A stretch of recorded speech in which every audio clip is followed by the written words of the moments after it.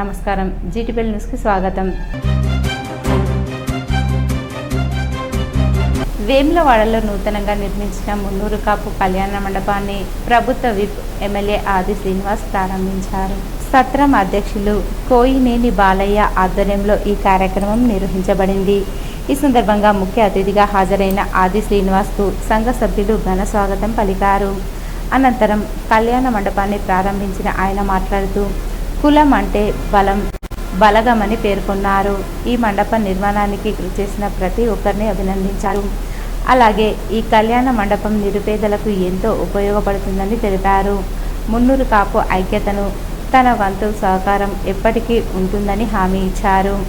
ఈ కార్యక్రమంలో municipal chairman Pulkam రాజు, vice chairman నరాల శేఖర్, మున్నూరు కాపు రాష్ట్ర అధ్యక్షుడు కొండ దేవయ్యతో పాటు సంఘ సభ్యులు, కౌన్సిలర్లు, నాయకులు పాల్గొన్నారు.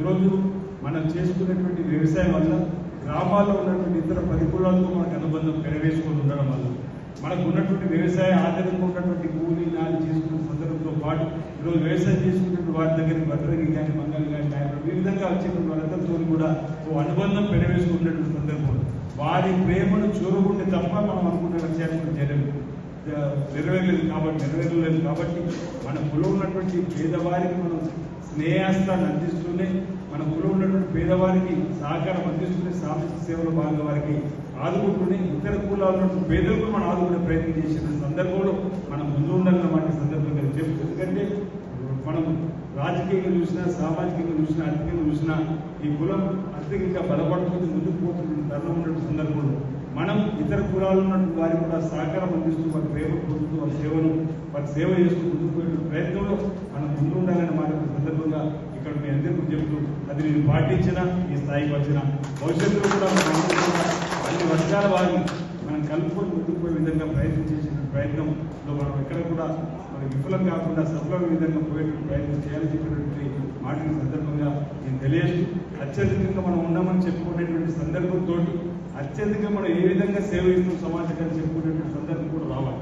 మనం ఈరోజు ఈ ప్రాంతంలో ఇంత ఐక్యంగా ఇంతమంది ఉన్నామనేటువంటి సభలో చెప్పుకునేటువంటి సందర్భాన్ని సార్థకతను మనం క్షేత్ర స్థాయిలో కూడా చేసే విధంగా ప్రయత్నం చేయాలి. దాని విషయంలో ఒక మాట అన్నది, ఇప్పుడు మన కళ్యాణ మండపాన్ని వీలైతే మన కులంలో పేదవారు ఉంటే తక్కువ ధరకి ఇవ్వాలి. కానీ మనం ఏం చేస్తాం, నిర్మాణం చేసిన ఎవరికో కాంట్రాక్ట్ తీసుకొని మనం చేతులు లేదు. అలాంటప్పుడు మన పేదవారికి సహకారం చేసుకోకుండా ఉండడానికి అవకాశం ఉంటుంది. అలా కాకుండా కొన్ని ప్రాంతాలు జర్నలిజం చెప్పే ప్రయత్నం చేస్తున్నాం. అలా కాకుండా మనం ఏదైతే మనం ఇచ్చినప్పుడు కూడా వీలైతే మన వాళ్ళకు తక్కువ ధరకి 15,000 మన వాళ్ళకి ఇస్తామని చెప్పాలి. అలా ఆ విధంగా కాంట్రాక్ట్ తీసుకోవాలని చెప్పి అంటే ఆ విధంగా మనం ముందే విసలుబాటు చేసుకోకపోతే మళ్ళీ ఇబ్బందికరమైన పరిస్థితి ఉంటాయి. కాబట్టి ఆ విధంగా చేసుకునేటువంటి ప్రయత్నం చేస్తూ ఈ కళ్యాణ మండపాన్ని మరింత అభివృద్ధి పథకంలో తీసుకుని పోవడానికి అందరికీ ఉపయోగపడే విధంగా, అందరికీ సహకారం అందించే విధంగా ఉండేటువంటి క్రమంలో మీరు ఏ కార్యక్రమం తీసుకుంటారో ఈ కమిటీకి సంబంధించిన పెద్దలు తప్పనిసరిగా నా సహకారం ఉంటుంది. ఇప్పటికే మీరు నన్ను అడిగినప్పుడు సహకారాన్ని ఇప్పుడిప్పుడే అవకాశాలు వచ్చినాయి. మనం ఇలాగా మన చేతులు అవకాశాలు తక్కువ ఉండే, ఇప్పుడిప్పుడే అవకాశాలు వచ్చినాయి. ఆ అవకాశాలు అందిపుచ్చుకోండి. ఆ అవకాశం ద్వారా ఈరోజు ఈ ప్రాంతానికి రావాల్సినటువంటి నిధులు వీరంతా ఎక్కువగా తీసుకొచ్చేటువంటి ప్రయత్నం చేస్తా ఉన్నా. దక్షిణ కాశీ పేరు కాల్సినటువంటి వేల రాజన్న ఆలయ అభివృద్ధికి సంబంధించినటువంటి నిధులు రావడం నిజంగా పూర్వజనులు సుకృతంగా భావిస్తున్నా. ఇది నా ఒక్కడికే కాదు, మన వర్గాల కూడా పూర్వజనులు సుకృతంగా బాగా అందరికీ సేవ చేసుకునే బాధ్యతలు మీకు కూడా భాగ్యం కలిగిందని మాట సందర్భంగా చెప్పడం జరిగింది. ప్రాంతం నుంచి నేను ఒక్కడిని ఎమ్మెల్యే ఎంపికైనా నా నిర్ణయంలో ఒక్కడికి ఉన్నా దాని ఫలం వేరే ప్రాంతానికి రావాలని కోరుకుంటున్నా. రాజన్న అనేక సందర్భాలు నిన్న కూడా ఇక్కడ అడుగు కూడా చెప్పడం జరిగింది. నాకు మీరంటూ అవకాశం ఇచ్చింది కాబట్టి నాకు నా ఆలోచనతో తీసుకుపోయే క్రమంలో ముఖ్యమంత్రి రేవంత్ రెడ్డి గారి చేసిన సహకారంతో ఈ విధంగా నిధులు తీసుకొని రావడం జరిగిందన్నమాట. సిరిసిల్ల వెంకపేట మండలం పరిషత్ ప్రాథమిక పాఠశాల వారి ఆధ్వర్యంలో నిర్వహించిన యాన్యువల్ డే కార్యక్రమంలో మున్సిపల్ చైర్పర్సన్ జిందం కళా చక్రపాణి ముఖ్య అతిథులుగా హాజరయ్యారు. ఈ సందర్భంగా మున్సిపల్ చైర్పర్సన్ కళా చక్రపాణి మాట్లాడుతూ విద్యార్థుల్లో నూతన ఉత్సాహాన్ని నింపుతూ సాంస్కృతిక కార్యక్రమాలను నిర్వహిస్తూ ప్రజల్లో ప్రభుత్వ పాఠశాల పట్ల ఆదరణను పెంచేలా ప్రైవేట్ పాఠశాలలకు దీటుగా ఇంత చక్కటి కార్యక్రమాన్ని నిర్వహిస్తున్నందుకు పాఠశాల ప్రధానోపాధ్యాయులకు మరియు ఈ కార్యక్రమానికి సహకరించిన ప్రతి ఒక్కరికి ముందుగా ధన్యవాదాలు తెలియజేస్తున్నానని అన్నారు. ప్రభుత్వ పాఠశాలలో వివిధ పోటీ పరీక్షల ద్వారా ఉత్తమ ప్రతిభ గల వారికి ప్రభుత్వంచే ఎంపిక చేయబడిన ఉపాధ్యాయులు విద్యాబోధన చేస్తారు కాబట్టి ఉపాధ్యాయులు ఖచ్చితంగా ప్రభుత్వ పాఠశాల విద్యార్థులను నేటి పోటీ ప్రపంచంలో ప్రైవేటు పాఠశాలల విద్యార్థుల కంటే మెరుగైన విషయ పరిజ్ఞానాన్ని అందించి విద్యార్థులను ఉపాధ్యాయులు జ్ఞానవంతులుగా తీర్చిదిద్దాలని అన్నారు. ప్రభుత్వ పాఠశాలలో ఇంగ్లీష్ మీడియం ద్వారా కూడా విద్యను అందిస్తూ పిల్లలకు పౌష్టిక ఆహారాన్ని కూడా అందిస్తున్నారు. అంతేకాకుండా యూనిఫామ్స్ మరియు నోట్బుక్స్ ఉచితంగా అందిస్తూ చాలా చక్కటి విద్యా బోధనను అందిస్తున్నారు కాబట్టి ప్రజలు ప్రభుత్వ పాఠశాలను తక్కువ భావనతో చూడకుండా ప్రభుత్వ పాఠశాలలో అడ్మిషన్స్ తీసుకోవాలన్నారు. తెలంగాణ ఆర్టీసీ కార్మికుల జేఏసీ పిలుపు మేరకు సమ్మె ప్రారంభమైంది.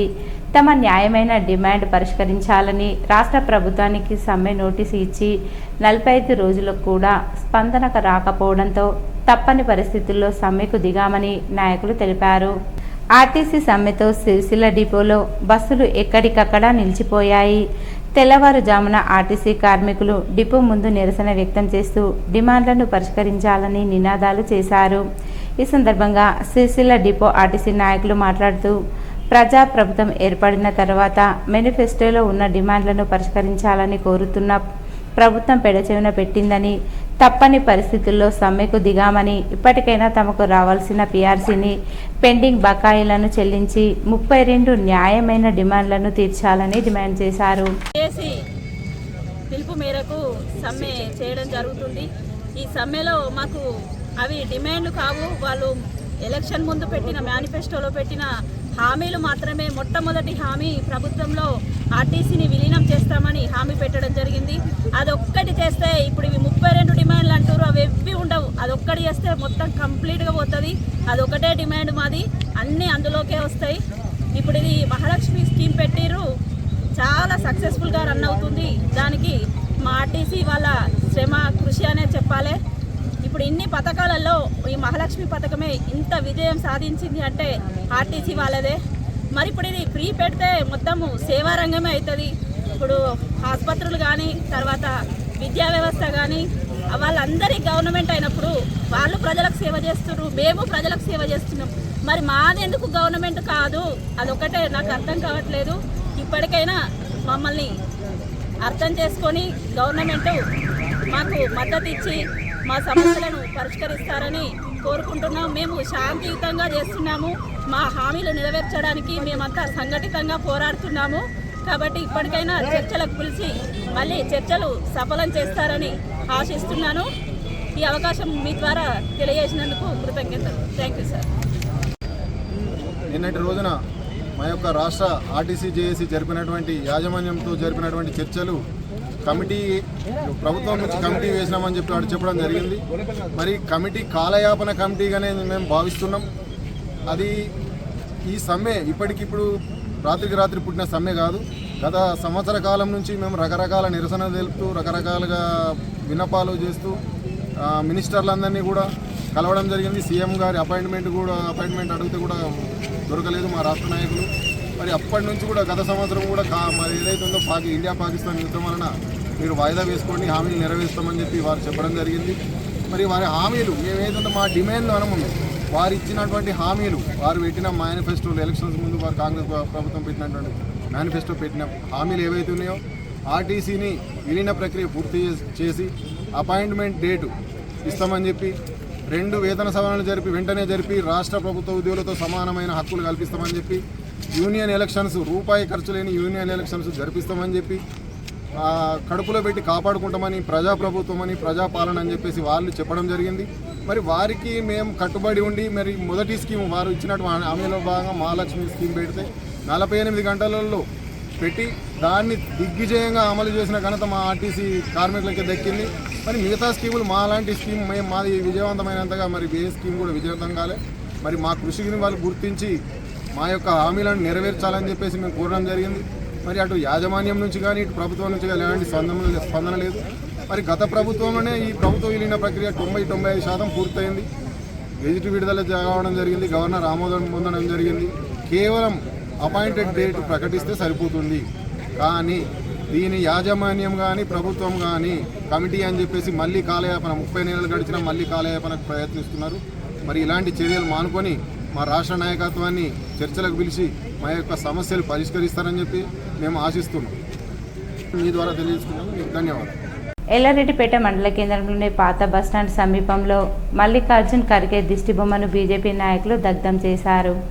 ప్రధానమంత్రి నరేంద్ర మోడీపై కాంగ్రెస్ పార్టీ ప్రధాన కార్యదర్శి మల్లికార్జున్ ఖర్గే చేసిన వ్యాఖ్యలు తీవ్ర వివాదానికి దారితీశాయి. ఖర్గే ప్రధాని మోదీని టెర్రరిస్టుగా వ్యాఖ్యానించడాన్ని తీవ్రంగా ఖండిస్తూ ఎల్లారెడ్డిపేట మండల బీజేపీ నాయకులు ఆందోళనకు దిగారు. ఈ సందర్భంగా పాత బస్టాండ్ వద్ద ఖర్గే దిష్టిబొమ్మను దగ్ధం చేసి తమ నిరసనను వ్యక్తం చేశారు. మండల అధ్యక్షుడు రేపాక రామచంద్రం ఆధ్వర్యంలో జరిగిన ఈ కార్యక్రమంలో పలువురు బీజేపీ నాయకులు కార్యకర్తలు పెద్ద ఎత్తున పాల్గొన్నారు. ఈ సందర్భంగా బీజేపీ నేతలు మాట్లాడుతూ దేశ ప్రధానమంత్రిపై ఇలాంటి వ్యాఖ్యలు చేయడం చాలా దురదృష్టకరమని కాంగ్రెస్ పార్టీ వెంటనే క్షమాపణ చెప్పాలని డిమాండ్ చేశారు. ఇలాంటి వ్యాఖ్యలు దేశ రాజకీయ విలువలను దెబ్బతీస్తాయని ఆగ్రహం వ్యక్తం చేశారు.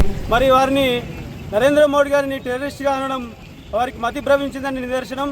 మరి నరేంద్ర మోడీ గారు మొదటి ప్రధాని అయినప్పటి నుంచి ఈ దేశాన్ని సుభిక్షంగా అన్ని రంగాలలో మంచిగా చూసుకుంటా ఉగ్రవాద మూకల నుండి కాపాడుకుంటా ఉన్నాడు. మరి అటువంటి నాయకుడిని అలా ఈ కాంగ్రెస్ పార్టీ నాయకులు మరి దేశద్రోహి టెర్రరిస్ట్ అని సంబోధించడం హాస్యాస్పదం. కాబట్టి ఈ నిజంగా ఈ కాంగ్రెస్ నాయకులే మరి ఇలా చైనా పాకిస్తాన్ వాళ్ళతో దోస్తీ చేస్తూ మరి నిజంగా దేశద్రోహులు టెర్రరిస్టులు మీ కాంగ్రెస్ పార్టీ నాయకులని ఈ సందర్భంగా తెలియజేస్తూ మరి వెంటనే మల్లికార్జున ఖర్గే బహిరంగ క్షమాపణ చెప్పాలని ఈ సందర్భంగా హెచ్చరిస్తా ఉన్నాం. భారత్ మాతాకి జై. కాళేశ్వరం ప్రాజెక్టుపై ప్రభుత్వం నియమించిన పీసీ ఘోష్ కమిషన్ నివేదికపై హైకోర్టు తీర్పు రాష్ట్ర ప్రభుత్వానికి చెంపపెట్టు లాంటిదని బీఆర్ఎస్ పార్టీ మండల అధ్యక్షుడు మ్యాకల ఎల్లయ్య అన్నారు.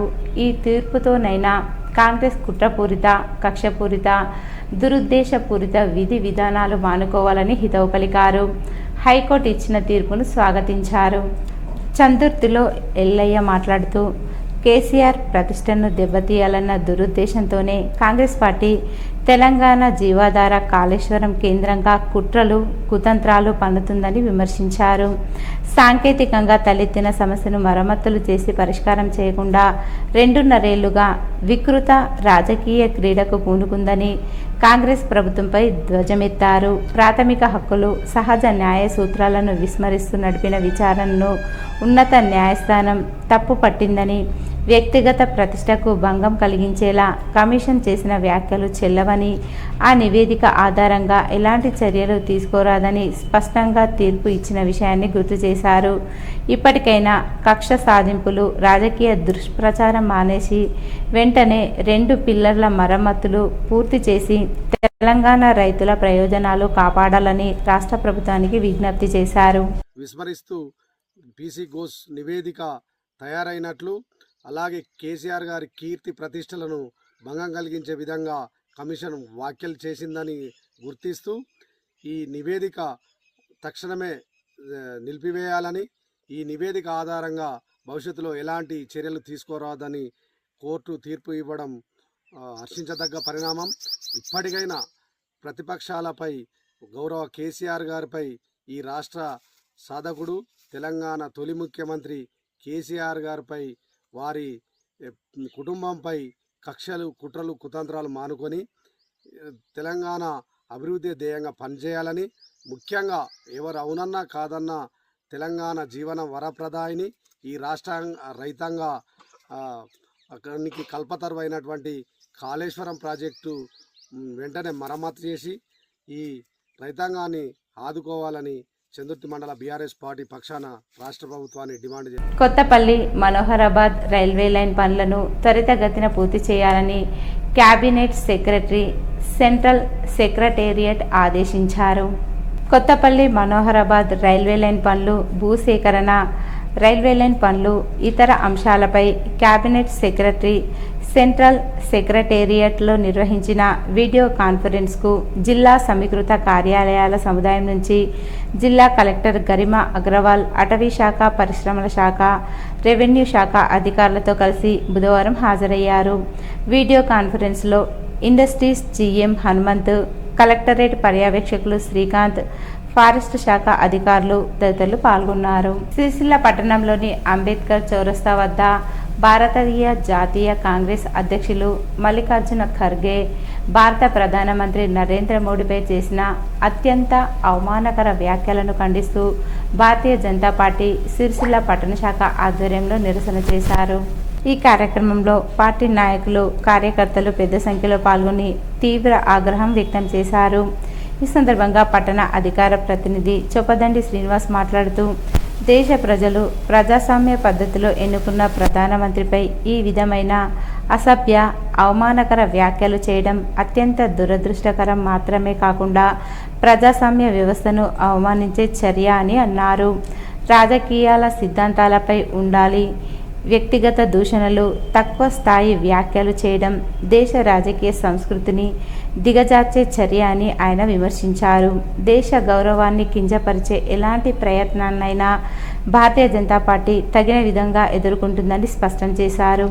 ఈ కార్యక్రమంలో పట్టణ ఉపాధ్యక్షులు శ్రీహరి, రాజు, నర్సయ్య, కనకయ్య, వినయ్, సురేష్, శ్రీనివాస్, రవి తదితరులు పాల్గొన్నారు. తమిళనాడులో భారత జాతీయ కాంగ్రెస్ అధ్యక్షులు మల్లికార్జున ఖార్గే గారు తీవ్రంగా మన ప్రియతమ నాయకుడు భారత ప్రధానమంత్రి నరేంద్ర మోడీ గారిని అనుచిత వ్యాఖ్యలు చేయడాన్ని భారతీయ జనతా పార్టీ పట్టణ శాఖ తీవ్రంగా ఖండిస్తున్నాము. ఇటువంటి చర్యలు మళ్ళీ ఎప్పుడైనా కనుక కాంగ్రెస్ పార్టీ చేస్తే ఇప్పటికే భారతదేశ ప్రజలు కాంగ్రెస్ పార్టీని భూస్థాపితం చేశారు. మళ్ళీ తన ప్రవర్తన మార్చుకోకుండా కాంగ్రెస్ పార్టీ అలాగే ప్రవర్తించడం ఇది చాలా సిగ్గుచేటు.